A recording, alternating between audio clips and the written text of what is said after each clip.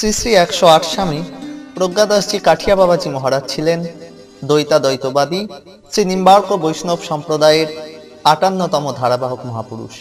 তাঁর জীবনের উপর আধারিত এই আলোকচিত্র প্রদীপ অনির্বাণের মাধ্যমে গঙ্গা জলে গঙ্গা পূজার মতো তাঁর প্রতি আমাদের অন্তরের শ্রদ্ধা এবং সশ্রদ্ধ প্রণতি জানাচ্ছি। अखंड मंडलाकार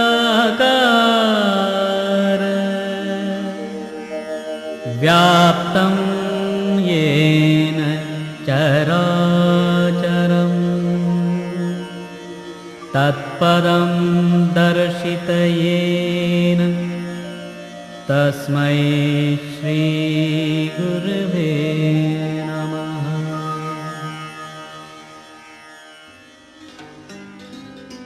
শ্রী ভগবান নিজের হাতে সুন্দর পুষ্প চয়ন করে আপন খেয়ালে যে নিম্বার্ক গুরু পরম্পরারূপ মালাটি গাঁথিয়া চলিয়াছেন, সেই পুষ্পগুলির মধ্যে শ্রী শ্রী 108 স্বামী প্রজ্ঞাদাসজি কাঠিয়া বাবাজি মহারাজ রূপ শ্বেত শুভ্র পুষ্পটি দুঃখের শিশিরে সিক্ত হইয়া আপন সৌন্দর্যে মালাটির সৌন্দর্য বিস্তার করিয়া চলিয়াছেন। তিনি কেবল একজন মানব দরদী, বিজ্ঞান মনস্ক, জ্ঞান তপস্বী সমাজ সংস্কারকই ছিলেন না, সর্বোপরি তিনি ছিলেন একজন ব্রহ্মবাদী ঋষি তথা ভগবত দ্রষ্টা পুরুষ। আসুন আমরা সকলে মিলে প্রথমে তাঁর জন্মভিটাটি দর্শন করে আসি। সবুজ গায়ের বন বিথিতে কেলো রে বাজায় বাঁশি। সবুজ গায়ের বন বিথিতে কেলো রে বাজায় বাঁশি। মোদের গায়ে ব্রজের গোপাল, আমরা তারে ভালোবাসি। এই হলো পশ্চিমবঙ্গ রাজ্যের বর্ধমান জেলার মেমারি শহরের নিকটবর্তী বড়োর গ্রাম। এই সেই পুণ্যভূমি। এই বাড়িতেই আমাদের প্রাণের দেবতা 1366 সালের 13ই শ্রাবণ বৃহস্পতিবার জন্মগ্রহণ করেন। বড় হয়ে সমগ্র বিশ্বকে আলো দেখাবে বলেই বুঝি পিতামাতা তাঁর নাম রাখেন প্রদীপ, ডাকনাম বুড়ো। পিতা ছিলেন শ্রীযুক্ত অর্ধেন্দু চট্টোপাধ্যায় এবং মাতা শ্রীমতী গীতা চট্টোপাধ্যায়। তাঁরা ছিলেন 4 ভাই এবং 5 বোন। শৈশবেই হারালেন পিতাকে আর লাভ করলেন নিদারুণ দারিদ্র্যকে। পরম স্নেহময়ী ধন্য গর্ভা জননী নিদারুণ কষ্টের সঙ্গে সন্তানদের লালন পালন করতে থাকেন। শৈশবেই তার মধ্যে বালক সুলভ চপলতার সঙ্গে সঙ্গে অসামান্য মেধা এবং অন্তরের স্বভাবজাত সম্পদ শ্রী ভগবত ভক্তির প্রকাশ দেখা গিয়েছিল। আমরা এখন এসে পৌঁছেছি বড়োর গ্রামের নিকটবর্তী দাঁদুর গ্রামে। এখানেই গ্রামের সকলের নয়নের মণি প্রদীপ পরবর্তীকালের শ্রী শ্রী 108 স্বামী প্রজ্ঞাদাসজি কাঠিয়া বাবাজি মহারাজ এই দাঁদুর কৈলাসপুর প্রাথমিক বিদ্যালয়ে প্রাথমিক শিক্ষার জন্য ভর্তি হন। গোপালপুর মুক্তকেশী বিদ্যালয় প্রাথমিক শিক্ষা শেষ করে ভর্তি হলেন মা মুক্তকেশী মন্দির নিকটস্থ এই উচ্চ বিদ্যালয়ে। পড়াশোনায় বালক সকলের আগে, গভীর নিষ্ঠা এবং অদম্য অধ্যবসায়ে সে শুধু পরীক্ষা পাশের পড়াই নয়, প্রকৃত জ্ঞান বা প্রমার সন্ধানে এগিয়ে চলে। বিদ্যালয় ছুটি হয়ে গেলে বালকটি বসে থাকে মুক্তকেশী মায়ের মন্দিরে। মুক্তকেশী মায়ের মন্দিরের আধ্যাত্মিক পরিবেশে বালক যেন তার প্রকৃত আশ্রয় খুঁজে পান। মন্দির প্রাঙ্গণে অবস্থিত কলকে গাছের ফুল নিয়ে খেলা করেন আর আপন মনে বিশ্বজননীর সঙ্গে কথা বলেন। सर्वमंगल मांगल्ये शिवे सर्वार्थ साधिके शरण्य त्र्यंबके गौरी नारायणी नमोस्तुते।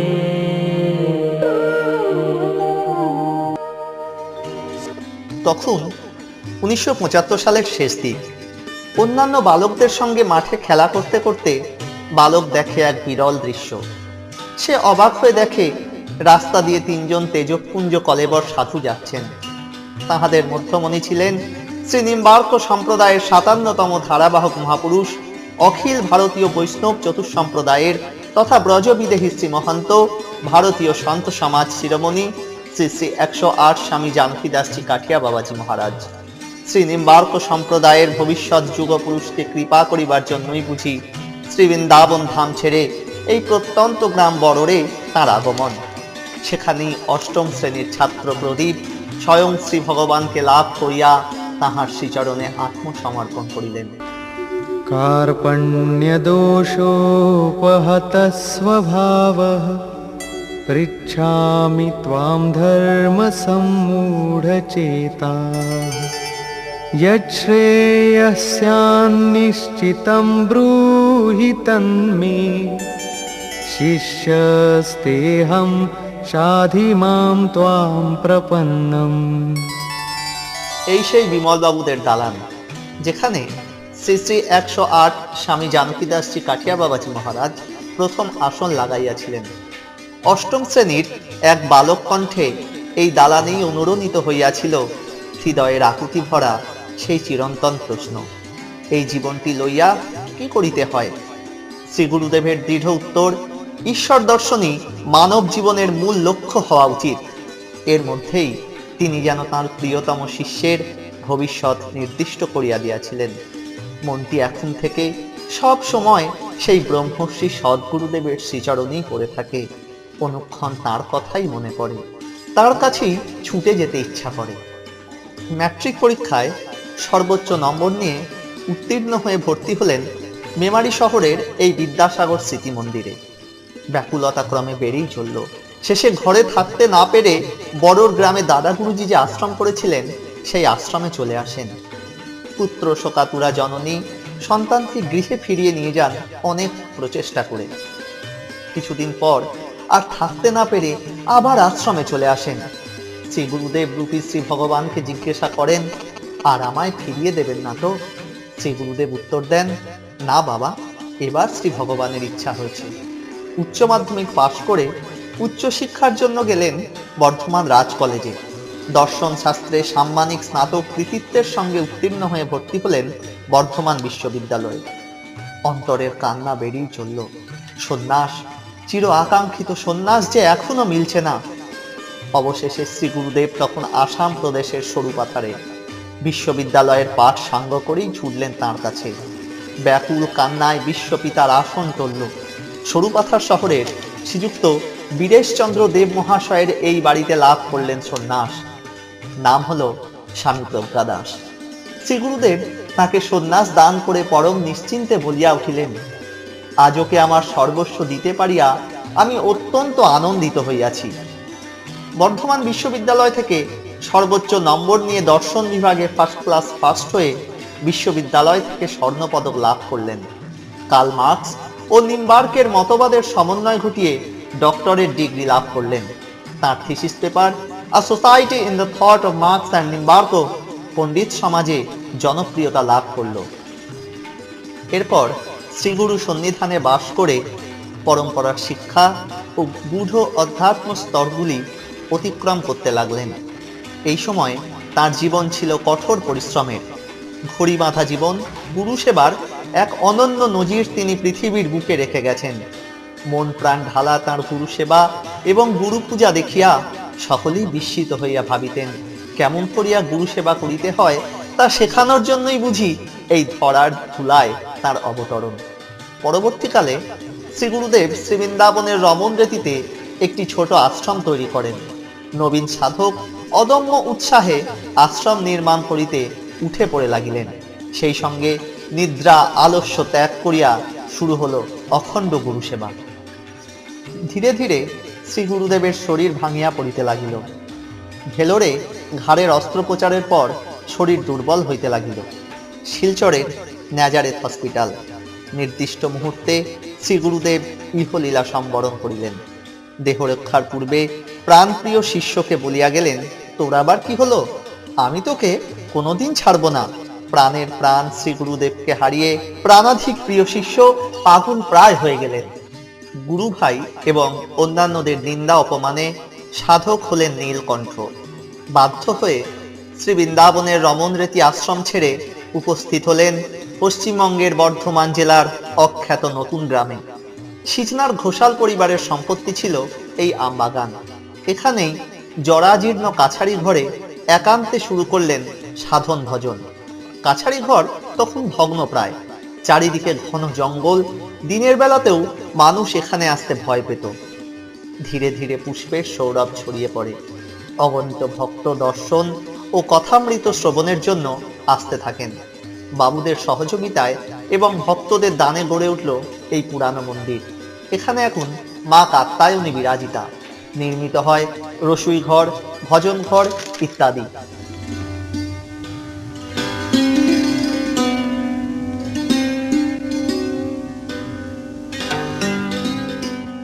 কঠোর সাধনায় এখানেই লাভ করলেন ভগবত সাক্ষাৎকার।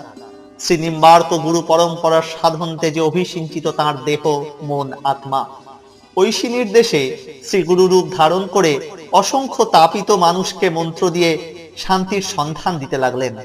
পরম্পরার শিক্ষাকে একই সঙ্গে ছড়িয়ে দিতে লাগলেন ইন্টারনেটের মাধ্যমে দ্য ভয়েস অফ ইন্ডিয়ান সেজ নামে।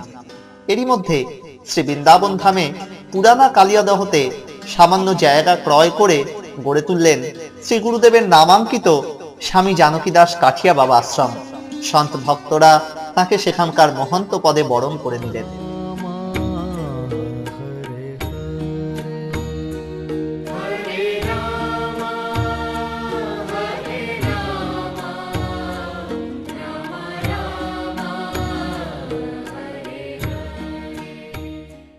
শ্রী গুরুদেবের পূজায় তিনি তন্ময় হইয়া যাইতেন।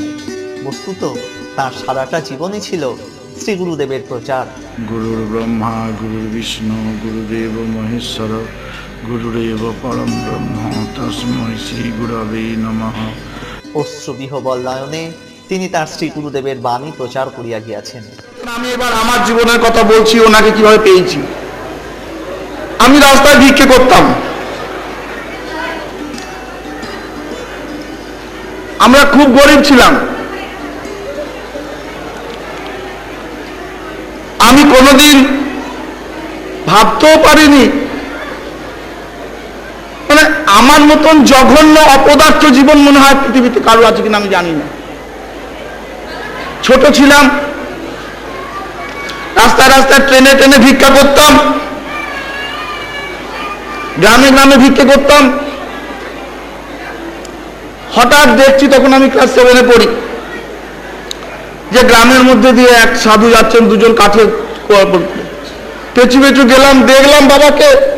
প্রথম দেখি মনে হলো ইনি আমার ইহকাল পরকাল, ইনি আমার সব, ইনি ছাড়া আমার আর কেউ নেই।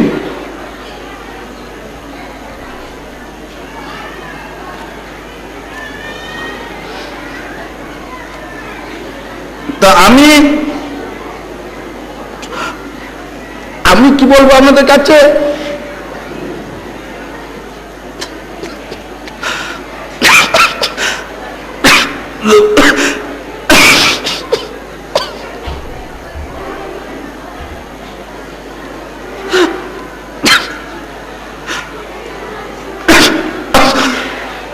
আমাকে ক্ষমা করবেন।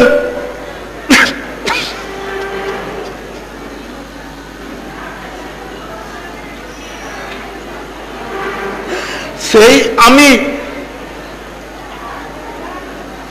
আমাকে তুলে ধরলেন, কোলে নিলেন। অনেক ইতিহাস জানেন তো, আপনাদের কাছে বলছি শুধু এই কথা যে গুরু কি ধন চিনলি না মন, দেখলি না তুই ভাবিয়া। এই গুরুকে যে কি জিনিস,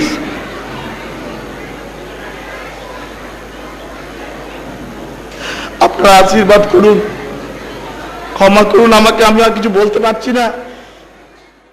সমগ্র পশ্চিমবঙ্গ, আসাম প্রদেশ ছাড়াও জয়পুর, ইন্দোর, রাজস্থান, হিমাচল প্রদেশ পরিভ্রমণ করে ভক্তদের দুয়ারে দুয়ারে উপস্থিত হয়ে বাংলা, হিন্দি ও ইংরাজিতে শ্রী নিম্বার্কের দর্শন বা দ্বৈতাদ্বৈতবাদের কথা ছড়িয়ে দিতে লাগলেন। And no one wants sufferings.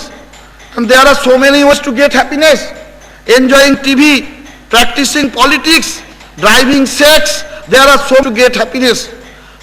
But the happiness which you get from the sense-object contact, that is very temporary in character, very momentary in character. Mind satisfied by this kind of temporary momentary happiness. Mind actually hankers after a kind of happiness that is perpetual in character, permanent in character. এখন আমি মনে মনে ভাবছি যে মন্দিরের পাশেতে একটু খোলা জায়গা আছে, ওখানে গিয়ে বসি।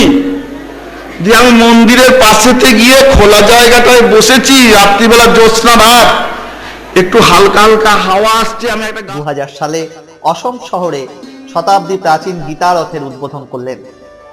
यदा यदा हि धर्मस्य ग्लानिर्भवति भारत अभ्युत्थानमधर्मस्य तदात्मानं सृजाम्यहम्।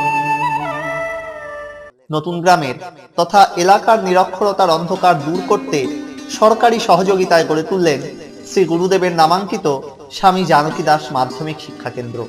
শিক্ষক দিবস, রবীন্দ্র জয়ন্তী প্রভৃতি অনুষ্ঠানগুলিতে তার আমন্ত্রণে বিদ্বজন শিক্ষাবিদদের সংস্পর্শে বিদ্যালয় প্রাঙ্গণ ধন্য হয়ে উঠত।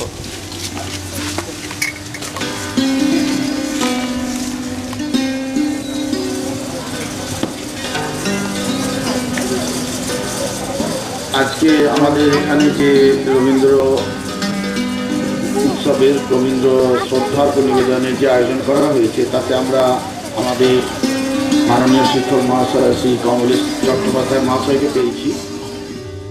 উনি অবজ্ঞা করতে পারেননি, অসুস্থ শরীর নিয়েও এখানে এসেছেন। তা ওনার সম্পর্কে আমি একটু পরিচিতি দিচ্ছি। উনি কে, তোমরা বাচ্চারাও শুনো, মাস্টাররাও শুনো।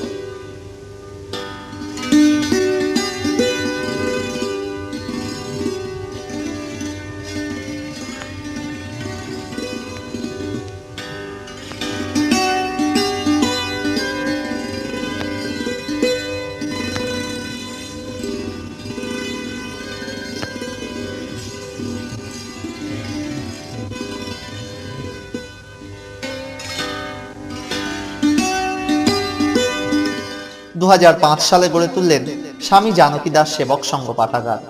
ভিত্তিপ্রস্তর স্থাপনের পূর্বে দৃপ্ত কণ্ঠে ঘোষণা করলেন, এই পাঠাগার আমাদের নিকট মন্দির স্বরূপ হইবে। জ্ঞান তাপস সন্ন্যাসী নিজে পাঠাগারের জন্য কলিকাতা বইমেলা থেকে পুস্তক ক্রয় করে এনে পাঠাগারটিকে সমৃদ্ধ করলেন।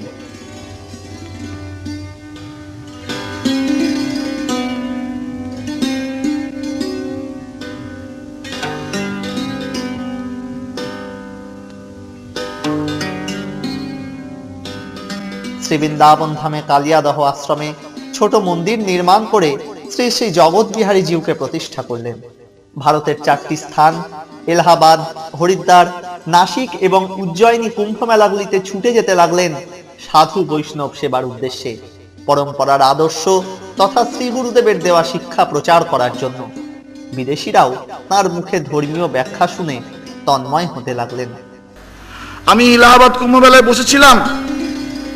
কেমব্রিজ ইউনিভার্সিটিতে ইংরাজি পড়ায় এক সাহেব, এক মেম সাহেব সেদেশের, তিনি এসে আমাকে জিজ্ঞেস করেছিলেন, সাধু হলেন কেন?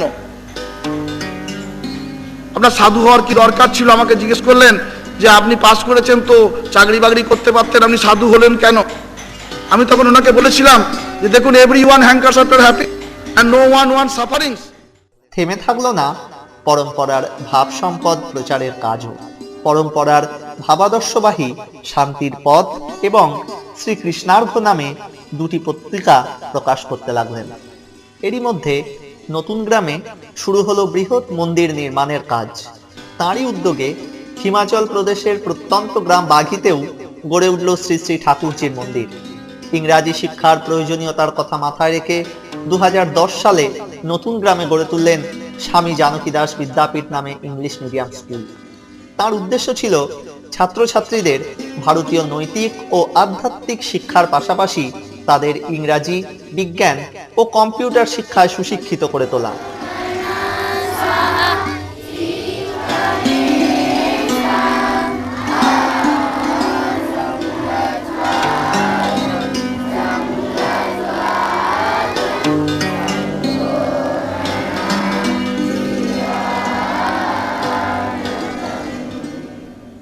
1911 সালের 8ই মার্চ দোল পূর্ণিমায় অগ্রদ্বীপ স্টেশন সন্নিকটস্থ বেলেঘাটায় শ্রী চৈতন্যদেবের স্মৃতি বিজড়িত শ্রীহরিপাটে জয়পুর থেকে শ্রী রাধা গোবিন্দজিউর মূর্তি নিয়ে শোভাযাত্রা সহকারে প্রতিষ্ঠা করলেন।